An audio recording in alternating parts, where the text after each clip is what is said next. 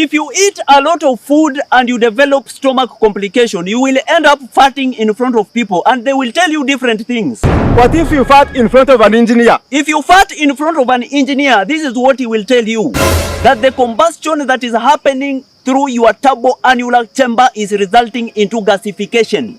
The organic and carbonaceous waste in your stomach is turning into carbon dioxide. What if you fart in front of a diplomat? If you fart in front of a diplomat, this is what he will tell you.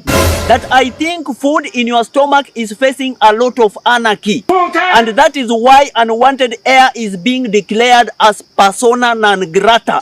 And therefore, fleeing from your stomach to exile just to find refuge around our noses. And what if you fart in front of a lawyer? If you fart in front of a lawyer, this is what he will tell you.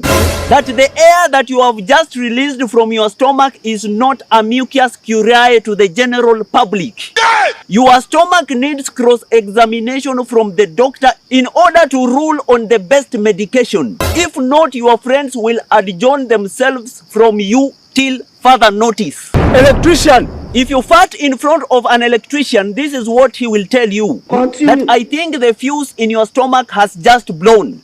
And the excessive current from unprotected circuit from your backside is causing a bad burning smell. Therefore, you need to visit a pharmacy to get the tablet that can act as an insulator to keep that smell from transferring again. And what if you fart in front of a doctor? If you fart in front of a doctor, this is what he will tell you.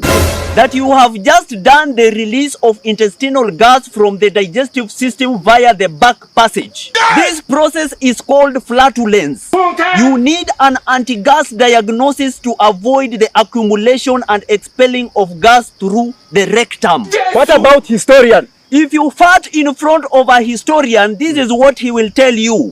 That fart was discovered by Benjamin Franklin in 1781. The first recorded fart was in 1250s, and fart has existed from the last 800 years. So you farting now is part of history because you are among the last people in the world to fart. What about a mechanic? If you fart in front of a mechanic, this is what he will tell you. That your exhaust pipe is emitting a smelly gas. You need to swallow a tablet which will act as an air filter because there is a problem in your stomach engine.